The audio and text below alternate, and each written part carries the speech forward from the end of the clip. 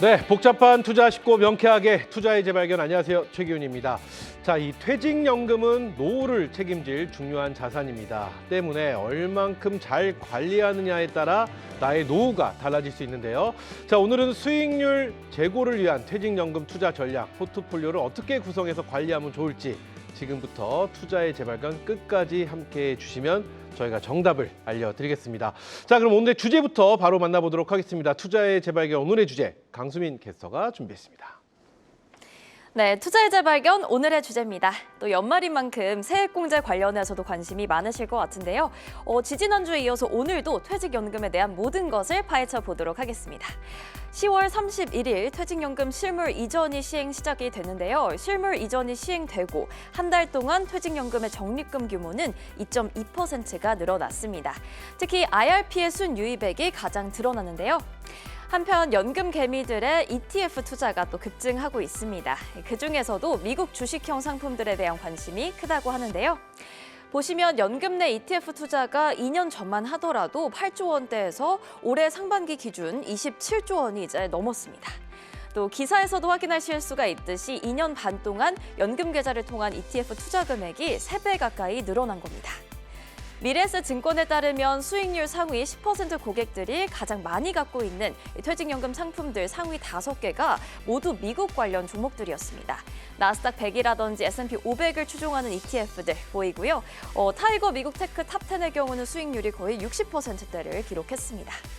6위부터 10위까지도 모두 테슬라, 미국의 3대 지수 테크, 그리고 배당 관련 ETF들이 보이고요.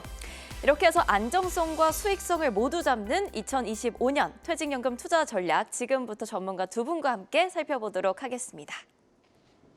네, 오늘의 주제는 안정성, 수익성 모두 잡는 2025 퇴직연금 투자 전략인데요. 13월의 월급 이야기 들어보셨을 겁니다. 오늘 또 그 이야기도 저희가 가장 효과적인 방법에 대해서 말씀드리니까요. 끝까지 함께해 주시기 바라겠습니다. 자, 이 복잡한 투자 쉽고 명쾌하게 해결해 주실 두 분 오늘 또 자리해 주셨습니다. KB증권 리테일 연금 추진팀 유지영 팀장, 그리고 KB증권 WM 투자전략부 상품 전략팀 강정엽 차장 함께합니다. 안녕하세요. 네, 안녕하세요. 반갑습니다. 네. 깁니다. 예. 자, 이 최근 보면 수익률, 퇴직연금 수익률이 낮다는 인식이 지배적이었는데 그 변하고 있습니다. 그게 계속 변하고 있는 이유 중에 하나가 안정적 투자에서 좀 더 적극적인 투자로 바뀌기 때문이 아닐까 이런 생각을 하는데, 실제로 퇴직연금의 어떤 이 포트폴리오의 트렌드가 많이 바뀌고 있다라는 얘기가 나오고 있습니다. 차장님께 먼저 질문 드려볼게요. 이게 지금 트렌드가 어디서 어떻게 바뀌고 있는 걸까요? 네, 우선 퇴직연금의 특징을 좀 간단히 말씀을 드리면요. 퇴직연금은 확정급여형인 DB와 네. 확정기여형인 DC가 있습니다. 우선 DB형은 운용주체인 회사가 모든 것을 운영하는 반면에 DC형과 IRP는 개별 직원, 즉 개인이 직접 운용을 한다는 차이가 있는데, 개인이 직접 운영하는 만큼 발생하는 모든 수익을 본인이 모두 가져가게 됩니다. 과거에는 퇴직연금 투자를 생각을 해보면 은행 예금이나 채권 혼합형 펀드에 투자해놓고 신경 쓰지 않았던 경우가 많았을 텐데요. 하지만 최근에는 디폴트 옵션 제도가 시행되면서 퇴직연금에 관심이 없던 가입자도 저위험 이상의 가입자는 TDF 등 펀드를 통해서 자동으로 글로벌 자산 배분을 하고 적극적으로 투자하는 가입자 수는 체감이 될 정도로 증가를 했습니다. 이러한 퇴직연금의 트렌드 변화는 디지털에 익숙한 투자자들이 선도를 하고 있는데, 퇴직연금의 적극적인 투자 방식인 IRP, DC형의 선호 비중 증가로 나타나고 있습니다. 나이가 들수록 노후 기반이 점차 약해지는 만큼 적극적인 퇴직연금 투자를 통해서 초과 수익을 내야 한다는 필요성을 느끼기 때문인데요. 그 이유로는 2에서 4% 정도 수준에 머물고 있는 국내 소비자 물가 상승률로 인한 구매력 하락을 상쇄할 필요성과 다양해진 투자 비극을 들 수가 있습니다. 특히 직접 투자에 관심이 높고 디지털 기술에 익숙한 투자자들이 많아진 만큼 빠른 정보 접근이 가능해 금융시장 변동성이 높아질 경우에 증권사 앱 등 디지털 플랫폼을 통해서 빠른 대응이 가능합니다. 아울러 퇴직연금을 통해서도 국내외 ETF, 주식형 펀드 등 다양한 투자 자산을 자기 주도적으로 운용을 할 수 있기 때문에 네. 적극적인 투자 선호 비중이 높아진 것으로 보입니다. 그래요. 아마 저희 프로그램 좀 보신 분은 IRP, DC, DB 이 정도야 이제 충분히 이해하실 거라고 생각이 좀 드는데, 말씀대로 IRP나 DC형, 그러니까 적극적인 투자 선호 비중이 그만큼 높아졌다. 많아졌다. 그렇기 때문에 말씀해 주신 대로 이 트렌드도 좀 변하고 있고 수익도 늘고 있다. 그렇다면 가장 중요한 건 퇴직연금 계좌 수익이 예전과 비교했을 때 얼만큼 늘었느냐. 이게 굉장히 중요하잖아요. 열심히 개인이 관리했는데 예전만 못하다. 그럼 안 하니만 못하다라는 생각이 들 테니 자, 얼마큼 수익률이 늘었을까요? 네. 시장 상황을 감안하더라도 23년 말 기준으로 네. 과거 원리금 보장 상품의 평균 1년 수익률은 2에서 3% 정도였고요. 실적 배당 상품의 경우에는 2에서 5% 정도였습니다. 근데 최근 퇴직연금 시장 1년 평균 수익률을 보면 원리금 보장 상품의 경우 증권업권은 4에서 최대 6에서 7%까지 나오고 오. 있고요. 실적 배당형 상품은 10% 넘게 나오고 있습니다. 예전과 대비해서 많이 늘어났다고 보실 수 네네. 있고요. 당사 원리금 보장 상품의 1년 평균 수익률은 6에서 7%로 나오고 있는데요. 이는 이제 국채란 그런 채권 투자를 활용해서 시세 차익 등으로 높은 수익이 난 것으로 보여지고 있고요. 실적 배당형 상품은 11에서 12%로 ETF 및 TDF 등의 투자로 이제 영향을 받아가지고 평균 수익률이 좀 높게 나타나고 있습니다. 그래요. 그렇다면 뭐 우리 팀장님과 차장님 두 분은 다 퇴직연금을 적극적으로 운영을 해야 된다. 그러니까 IRP나 DC형으로 가야 된다. 이런 주의신 건가요? 네, 그래요? 그렇습니다. 그렇게 또 가야 된다라고 생각하시는 이유를 좀 구체적으로 좀 들어보고 싶어요. 왜냐하면 이게 어렵다고 생각하시는 분들도 계시거든요. 내가 관리를 해야 돼? 라는 말만 듣고도 막연하다 이러신 분도 계실 수 있거든요. 어떤가요? 네. 요즘에는 상품이 너무 다양화돼 있기 때문에 예전과 다르게 이게 여러 가지 투자 상품을 해서 수익률을 더 높일 수가 있기 때문에 네. 기존에 뭐 내가 퇴직할 때 받을 수 있는 정해져 있는 퇴직금보다는 내가 운영하면서 더 불려서 일어날 수 있는 퇴직금을 더 선호하는 것 같습니다. 그래서 저는 적극적으로 운영할 수 있거나 아니면 또 안정적으로 가져갈 수 있기 때문에 본인이 직접 IRP나 DC를 운영해 보는 것도 좋다고 보여집니다. 그래요. 우리 유지영 팀장의 의견은 들었는데 강정욱 차장도 적극적으로 운용을 해야 된다. 뭐 이런 주의실까요? 네, 저 같은 경우는 개개인의 처해진 상황에서 맞게 네. 운영하는 것이 좀 우선이라고 좀 생각을 하는데요. 우선 두 가지 예시를 통해서 말씀을 좀 드려보겠습니다. 네네. 우선 기존 가입자 중에서 1, 2년 후에 퇴직을 앞두고 있는 경우라면 퇴직연금 수령 시작되는 나이가 55세라는 점을 감안을 해서 적극적인 운영으로 수익을 추구하기보다는 예금, 국채 등 이제 원리금 보장형 상품을 통해서 퇴직 후에 안정적인 삶을 위한 자산을 지키는 것이 중요합니다. 반면에 이제 막 사회생활을 시작하신 이 30대 가입자라면 퇴직연금을 운영하는 과정에서 손실이 좀 나더라도 앞으로 발생할 수 있는 소득을 통해 얼마든지 투자 수익을 복구하거나 초과 성과를 낼 수 있는 기회가 있다는 점에서 적극적인 운용을 하시면서 퇴직 시점에 가까워질수록 점차 안정적인 운용을 하실 것을 좀 추천을 해드립니다. 이렇듯 투자 성향은 투자자의 연령, 투자 목적 등 여러 가지 다양한 조건들을 좀 면밀히 따져본 후에 안정형, 중립형, 공격형 등 선택을 하는 것이 좀 매우 중요하다고 생각을 합니다. 그래요. 일단은 이 적극적인 투자 성향, IRP나 DC형으로 간다라면 수익률이 기존보다 좀 낮기 때문에 뭐 충분히 나도 그러고 싶다라고 하시는 분들이 계실 수 있지만 문제는 어떤 상품을 어디에 어떻게 투자해야 될지 모르시는 분들이 굉장히 많으세요. 앞서 살짝 언급해 주셨는데 채권이나 뭐 ETF나 TDF 뭐 상품들을 살짝 언급을 해주셨는데 퇴직연금 투자할 수 있는 상품들 도대체 어떤 것들이 있는지 이것도 많은 분들이 궁금해하실 것 같아요. 우선 퇴직연금으로 투자하시는 상품은 크게 이제 원리금 보장 상품과 이제 실적 배당형 상품으로 구분할 수 있고요. 네네. 원리금 보장 상품에는 은행의 정기예금이라든지 증권사의 원리금 보장형 ELB, 보험사의 GIC 등이 있고요. 실적 배당형 상품에는 일반 펀드, TDF, ETF, 리츠, 채권 등에 투자할 수 있습니다. 근데 단 퇴직연금 이제 노후를 대비하는 연금 자산이잖아요. 그래서 퇴직연금 감독 규정상 투자 상품별 투자 한도를 정해놓고 있습니다. 그래서 위험 자산의 투자 한도를 총 자산 대비 70%까지 투자할 수 있도록 제한을 두고 있고요. 또한 이게 이제 투자 불가능한 상품도 있습니다. 레버리지, 인버스 등 리스크가 있는 ETF 및 파생형 ETF, 그다음에 투자 부적격 채권이라든지 주식형 사채, 후순위 채권 등은 투자하실 수가 없습니다. 그래요. 앞서 저희 자료 화면 다시 한번 보여주시면은 원리금 보장형은 수익률이 쉽게 생각하면 수익률이 좀 실적 배당형보다 저조한 거잖아요. 네. 그렇게 생각하면 되는 거죠. 네, 맞습니다. 그리고 실적 배당형은 훨씬 더 수익률이 괜찮다. 이렇게 쉽게 생각하시면 되실 것 같고 투자 불가는 퇴직연금은 할 수가 없는 네. 상품이다. 이렇게 보시면 좋을 것 같은데 실제 퇴직연금 가입자분들은 이 말씀해주신 투자 상품 중에서 보통 어떤 상품에 좀 투자를 많이 할까요? 이 최근 퇴직연금 실물 이전한 자산 유형 분석표를 보니까 ETF 상품에 가장 많이 좀 뭐랄까 이전을 했다 이런 얘기가 있는데 ETF 상품이 그만큼 인기가 많은 이유는 어디 있다고 보시는지 이거는 우리 차장님께 한번 여쭤볼까요? 네, 저 안정적인 투자를 원하는 가입자는 여전히 좀 은행 예금을 선호를 하고 있습니다. 네, 하지만 금리가 조금이라도 더 높은 증권사 ELB나 저축은행 예금에 투자하는 가입자분들도 여전히 많이 계시는데요. 하지만 말씀하신 대로 ETF 투자 인기가 나날이 좀 커지고 있습니다.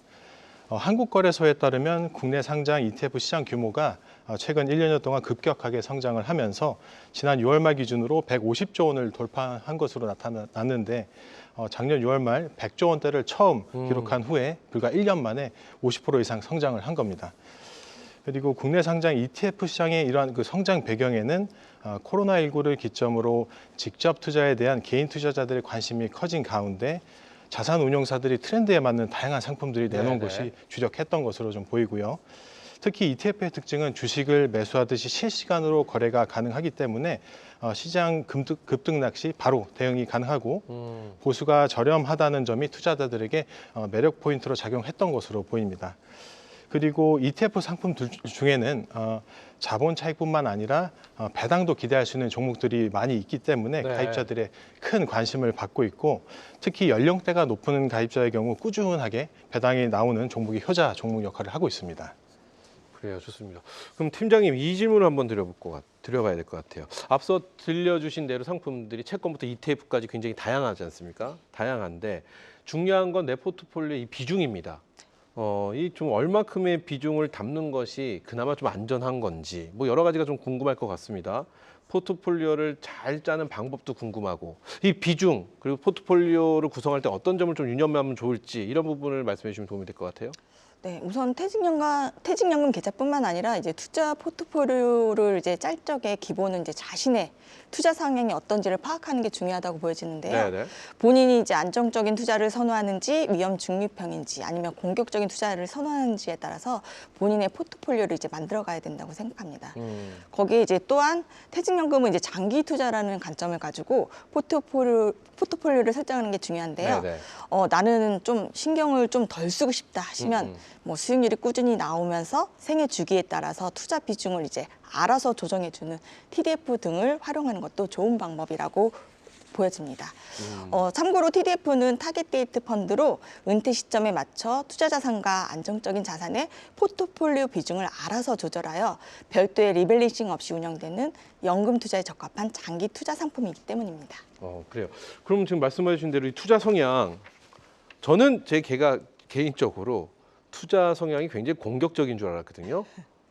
근데 불안해서 못 참더라고요. 그래서 저는 굉장히 안정적이다 이렇게 스스로 판단하는데 이런 성향 같은 거를 체크할 수 있는 뭐 방법 같은 게 있나요? 혹시 거기 뭐 회사에 가면 이런 걸 좀 무료로 할 수 있고 이런 방법이 있는지도 좀 궁금합니다. 네, 안 나오셔도 무료로 하실 수 있는 방법이 있습니다. 그래요? 우선은 각 증권사나 금융권에다 자기 성향을 파악할 수 있는 그런 성향지가 있습니다. 그래서 네. 거기에 내가 어떤 자산의 규모를 가지고 있고 어떤 그 성향을 가지고 성향이지요. 있는지를 체크하게 되면은 딱 공격형인지 위험형인지 다 나오게 돼 있습니다. 무료인가요? 네, 무료입니다. 이게 굉장히 중요합니다. 무료인지. 우리 수민 씨는 성향이 어때서 공격적이라고 보시나요? 안정적이라고 보시나요? 아니면 저는 좀 안정적인 것 같은 게 저도 되게 불안해가지고 공격적으로 하고 싶어도 그렇게 못해요. 그래요.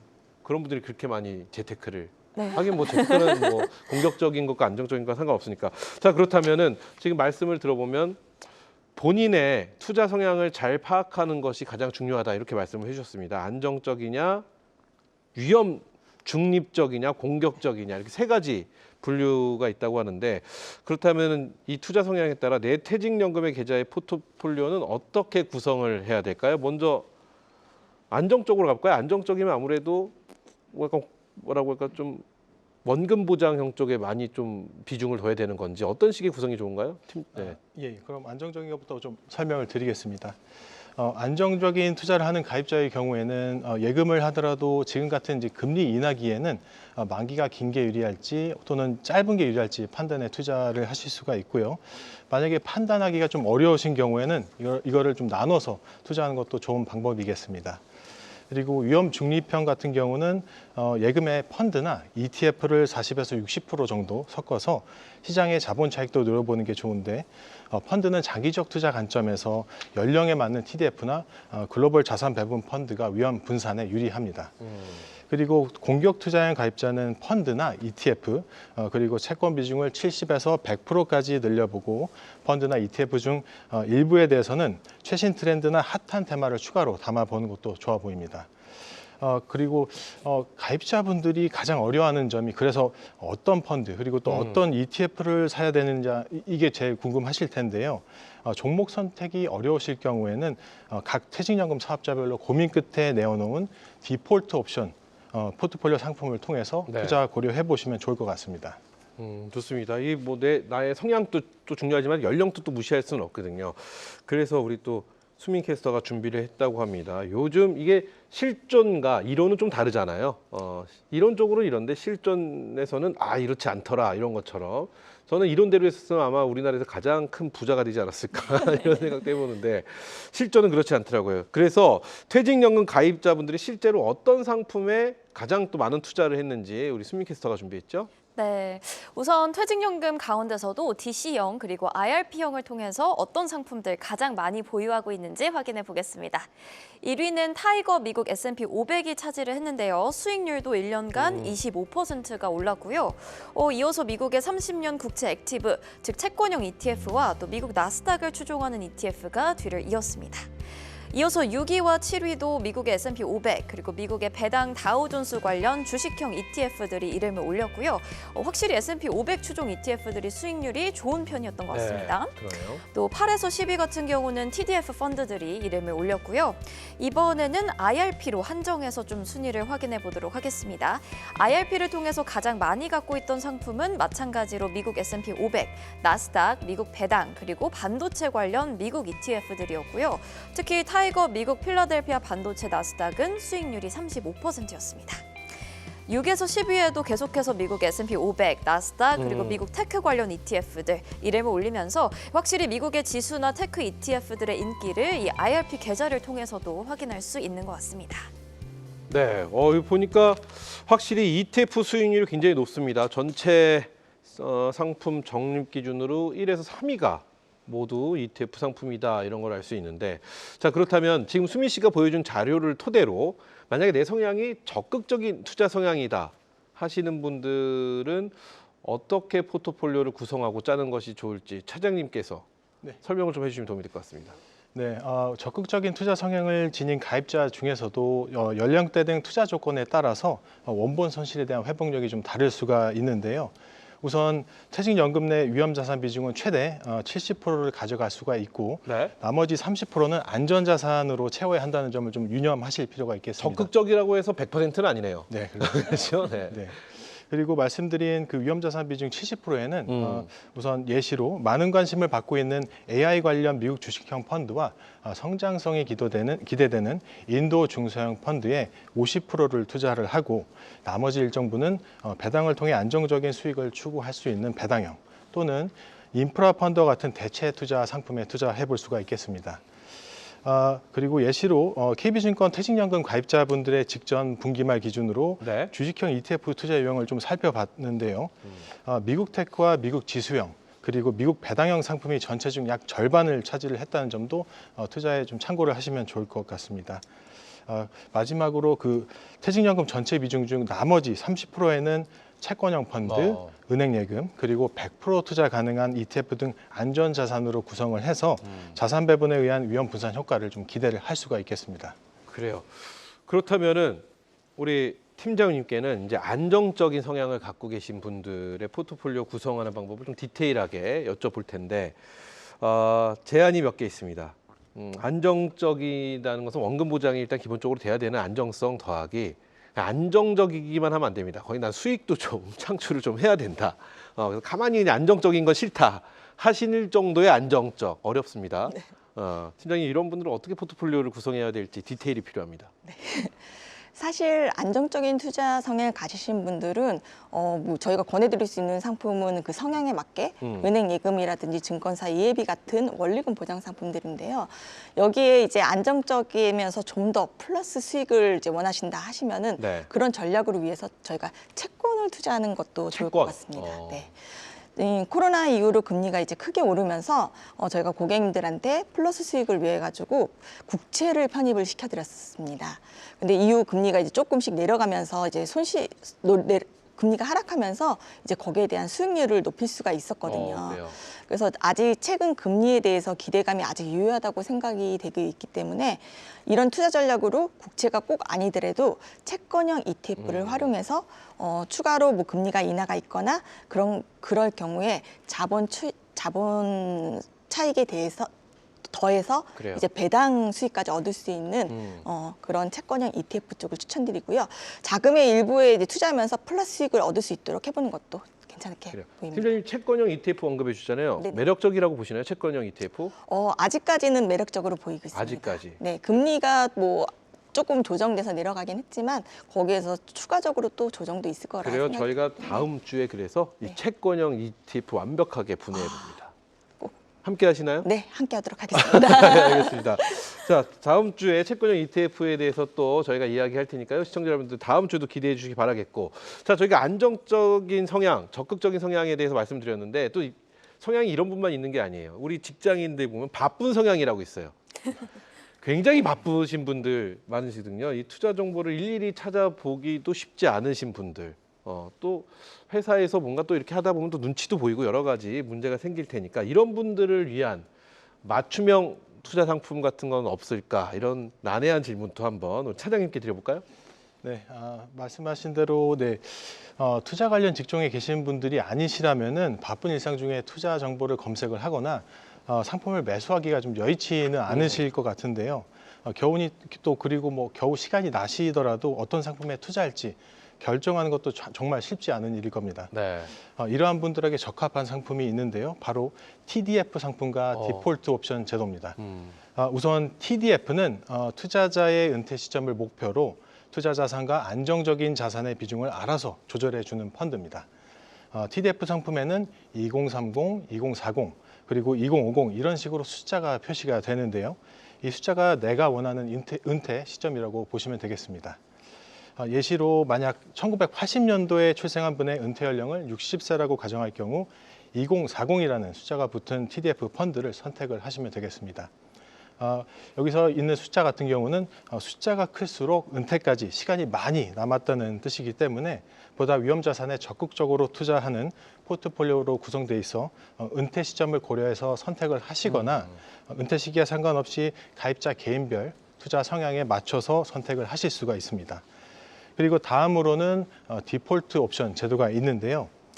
이 제도는 가입자가 내 자산을 어떻게 투자할지 결정을 하지 않았을 경우 사전에 지정한 운영 방법으로 자동 운영하는 제도로 투자 지식이 부족하거나 바쁜 일상으로 투자 결정이 어려운 경우에 직접 복잡한 투자 결정을 하지 않더라도 퇴직연금을 효율적으로 운영할 수 있게 해주는 수단입니다. 그래요. 이때 초저위험부터 고위험까지 본인의 투자 성향을 고려해서 포트폴리오를 선택을 할 수가 있고요.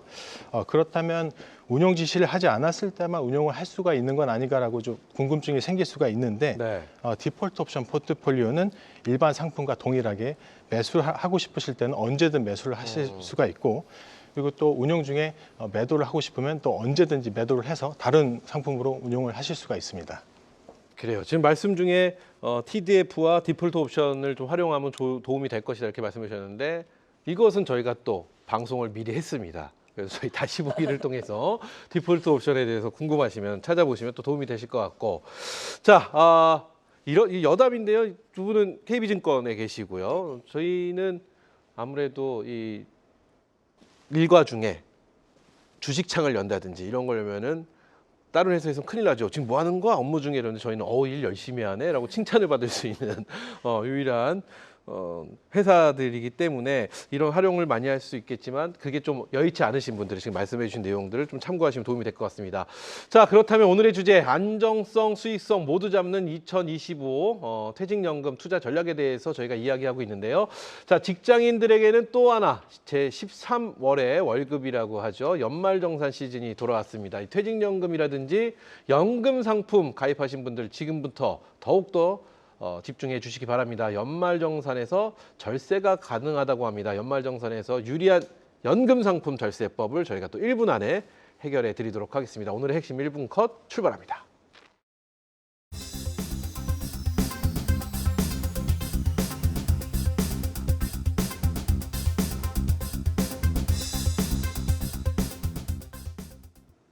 네, 오늘 핵심 1분 컷에서는 연말정산 시 연금 저축 그리고 IRP를 통한 절세법 확인해 보도록 하겠습니다. 우선 우리나라 연금 제도는 크게 세 가지로 나뉘죠. 국민연금, 개인연금, 그리고 퇴직연금 이렇게 있습니다. 개인연금 중에서도 오늘 다루는 연금 저축 펀드의 경우는 세액공제 혜택을 받을 수가 있고요. 퇴직연금은 저희가 몇 달 전부터 계속해서 다루고 있듯이 DB, DC형 그리고 개인형 IRP로 나뉩니다. 연금저축과 IRP가 어떻게 다른지 먼저 비교를 해볼 텐데요.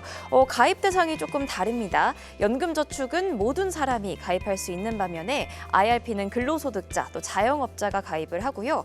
세액공제 한도도 다른데 연금저축이 600만 원, 그리고 IRP가 900만 원으로 개정됐습니다. IRP의 경우는 위험자산 투자를 70%까지 할 수가 있고요. 수수료도 있습니다. 또 연금저축과 IRP를 합쳐서 1년에 1,800만 원을 입금할 수 있도록 이 납입 한도가 정해져 있다는 점도 참고하시면 좋을 것 같고요. 세액공제 한도는 개인연금 600만 원에 IRP 포함 시 900만 원입니다. 총 급여액이 5,500만 원 이하일 경우는 지방세까지 포함하면 16.5% 공제를 받을 수 있고요. 5,500만 원을 초과할 경우에는 지방세를 포함해서 13.2% 공제 받을 수 있습니다. 예시 몇 가지 들어보면서 함께 정리를 좀 해보면 좋을 것 같습니다. 총 급여액이 5,500만 원 이하라고 가정을 해볼 텐데요. 개인연금으로 제가 매월 30만 원씩 넣고 있었다고 가정을 해봤을 때 세액공제를 더 받기 위해서 이제 연말이니까 IRP로 300만 원을 넣습니다. 개인연금을 통해서는 총 59만 4천 원의 세액공제를, 또 추가로 납입한 IRP 300만 원을 통해서는 49만 5천 원의 세액공제를 받을 수가 있는 거고요. 이번에는 개인연금에 매달 60만 원씩 넣고 있는 상황이었는데요. 연간 720만 원이 되기 때문에 연금 저축 납입 한도 600만 원을 넘어버립니다. 이럴 경우에는 한도 600만 원까지만 세액공제를 받을 수 있기 때문에 600만 원의 16.5%인 99만 원을 받을 수가 있는 거고요. 또 연말에 IRP에 추가로 300만 원을 넣었는데 마찬가지로 16.5% 공제를 받게 되면 49만 5천 원을 함께 받을 수 있습니다. 그렇다면 개인연금에 아무 돈도 넣지 않고 있었을 경우도 계산을 해보겠습니다. 연금저축을 안 하고 있다가 연말정산을 앞두고 IRP 일시금 한도 900만 원에 맞춰 넣을 경우에는 148만 5천 원의 세액공제를 받을 수 있게 됩니다. 그래요. 지금 말씀해 주신 1분 컷을 통해서 연말정산 잘 챙기셔서 두둑한 보너스 되시기 좀 바란다는 말씀을 좀 드려보면서 저희가 앞서 안정형, 그리고 적극적인 형, 그리고 또 바쁜 형, 이제 바쁘신 직장인형까지 저희가 알아봤는데 또 이런 분들 계세요. 이건 저는 은퇴형이라고 은퇴하신 분들을 위한 이야기인데 은퇴 전에는 매달 월급의 보너스 같은 그리고 또 연말정산까지 챙길 수 있는 상황이 펼쳐지지만 은퇴 후에는 이런 혜택을 누릴 수가 없거든요. 하지만 현금은 또 필요합니다. 생활비나 의료비든 정기적으로 현금이 들어가야 될 부분도 분명히 생기는데 이런 분들을 위한 포트폴리오가 있으면 참 좋겠다. 이런 걸 미리 앞서서 만들 수 있는 회사는 없을까 이런 생각을 드는데 혹시 있을까요? 있죠. 그래요? 네. 네, 우선 그 매달 현금 흐름을 만들기 위해서는 요즘 이제 가장 인기 있는 월 배당 ETF를 활용할 수 있습니다. 네네. 배당이라는 거는 기업에서 발생하는 이익을 주주들에게 나눠주는 것으로 배당 ETF는 이 배당주들을 펀드 형태로 이렇게 여러 개를 묶어가지고 한꺼번에 투자를 하는 것이 배당형 ETF입니다. 매달 배당을 지급하는 월 배당 ETF를 연금 계좌에 사놓고 기다리면 한 달에 한 번씩 네 계좌에 배당금을 입금해 줍니다. 아, 그래요. 배당형. 그래서 물론 고배당주냐 성장 배당주냐에 따라서 배당 성향이 달라지긴 합니다. 근데 이제 또한 앞에서 말씀드린 것처럼 퇴직연금에서는 이제 위험자산에 대한 투자 한도가 70%로 제한이 되어 있습니다. 그래서 30%는 안전자산을 반드시 이제 편입해야 하기 때문에 안전자산인 채권이나 채권형 상품으로 30%를 채우고 나머지는 이제 배당 성향에 따른 네. 월배당 ETF를 편입해서 현금 흐름을 만드시는 것도 괜찮을 것 그럼 같습니다. 채권형 투자 30%에서 안정적인 구도를 만들어 놓고 월배당형으로 해서 내가 보유할 수 있는 현금을 네. 유난하게 좀 쓸 수 있는. 네, 매달 현금으로 받을 수 있는. 없는 게 없네요. 네. 그렇죠. 저희가 좀 더 연구를 해서 더 난해한 형을 한번 만들어 보도록 하겠습니다. 자, 복잡한 투자 쉽고 명쾌하게 투자의 재발견. 오늘의 주제 안정성, 수익성 모두 잡는 2025 퇴직연금 투자 전략에 대해서 이야기 나눠봤는데요. 자, 그럼 오늘의 결론을 한번 좀 들어봐야 될 것 같습니다. 오늘의 결론. 이 뭐 포트폴리오 전략을 오늘의 결론으로 좀 들어보면 어떨까 싶은데요. 우리 차장님께 먼저 여쭤볼까요? 이것만은 꼭 알아둬라, 이것만은 꼭 기억해둬라 할 만한 포인트 혹은 전략 뭐가 있을까요? 네, 근무연차가 쌓일수록 내 퇴직연금 계좌에 쌓이는 금액도 점차 커지게 될 겁니다. 당장 이 돈을 좀 투자를 해서 큰 수익을 얻어보겠다는 계획도 참 좋지만 퇴직연금은 아무래도 퇴직 후에 안정적인 삶을 위한 것이라는 점에서 신뢰할 만한 퇴직연금 사업자를 좀 그래요. 선택을 하셔서 전문가로부터 정보를 얻은 후에 좀 적절한 자산 배분을 하시고 잘 관리하는 것을 좀 목표로 하시기를 추천해드리고 싶습니다. 좋습니다. 이어서 우리 유지영 팀장의 결론을 한번 들어보도록 하겠습니다. 퇴직연금의 수익률은 투자 자산의 이제 선택, 그다음에 운용 방식, 그다음에 시장 상황에 따라서 크게 달라질 수가 있는데요. 특히 장기적인 관점에서 투자 전략 수립이 중요하다고 생각합니다. 네. 보다 보다 나은 수익률을 위해서 기준의 원리금 보장 상품만 이제 고집하지 마시고 실적 배당형 상품인 ETF, TDF, 뭐 펀드 등을 투자를 해서 네. 투자 비중을 좀 두고서 조금씩이라도 경험을 해보는 것이 중요하다고 생각됩니다. 네, 좋습니다. 자, 복잡한 투자 쉽고 명쾌하게 투자의 재발견 함께하고 계시는데요. 계속해서 우리 또 시청자 여러분들이 궁금증을 해결해 보는 시간으로 이어가겠습니다. 이 시간은 우리 강수민 캐스터가 준비했습니다. 네, 시청자분들이 궁금해하시는 퇴직연금 포트폴리오 전략 첫 번째 질문입니다. IRP로 퇴직연금을 투자를 하려고 하는데 상품을 사려고 하니까 파생 상품이라고 안 된다라고 한다고 합니다. 그래서 퇴직연금으로 투자가 불가능한 상품도 있나요? 라는 질문이 있었는데요. 어떤가요, 강정엽 차장님? 네, 아주 정말 중요한 내용에 대해 질문을 좀 주셔서 감사합니다. 퇴직연금은 근로자 퇴직급여 보장법 및 퇴직연금 감독 규정에서 투자할 수 있는 상품이 상세하게 구분되어 있기 때문에 가입자 본인이 가입되어 있는 퇴직연금 사업자의 안내를 좀 꼼꼼히 살펴볼 필요가 있습니다. IRP 계좌에서 투자 불가능한 대표적인 상품으로는 주식, 사모펀드, 파생상품의 위험 평가액이 40%를 초과하는 펀드, 레버리지 및 인버스 ETF, 그리고 최대 손실이 원금의 40%를 초과하는 파생 결합 증권 등이 있습니다. 아마도 가입자님께서 파생 상품이라고 안 된다고 말씀하셨던 상품은 파생 상품에 투자하는 펀드가 아니었을까 좀 생각을 해봅니다. 그리고 현재 위험 자산으로 구분되는 상품에 대해서는 자산의 최대 70%까지만 투자가 가능하도록 되어 있는데 대표적으로는 주식형 펀드, 부동산 펀드, 하이힐드 채권형 펀드 등이 있습니다. 아예 안 되는 건 아니네요. 네, 70%까지는 가능한 거네요. 그렇죠? 맞습니다. 네. 네. 좋습니다. 첫 번째 시청자분의 궁금증. 우리 시청자분의 질문 아니었으면 이 중요한 내용을 놓칠 뻔했습니다. 다음 시청자분의 질문 한번 들어보겠습니다. 네, 두 번째 질문인데요. 퇴직연금 계좌에서 투자하는 ETF가 위험 자산에 해당하는지 어떻게 구분을 하냐라는 질문이었습니다. 유지영 팀장님 어떻습니까? 아, 이것도 궁금하네요. 네. 고민을 많이 하실 필요는 없으시고요. 우선 주문을 할 적에 주문을 넣게 되면은 위험 자산인지 뭐 투자 비중이 자동 체크가 됩니다. 그래서 고민 안 하시고 입력을 하시면 되시고요. 대부분의 ETF는 위험 자산에 해당이 되지만 그 중에서도 채권이라든지 채권 혼합형 ETF 그다음에 TDF, ETF 같은 경우에는 위험 자산에 해당되지 않습니다. 그래요. 네.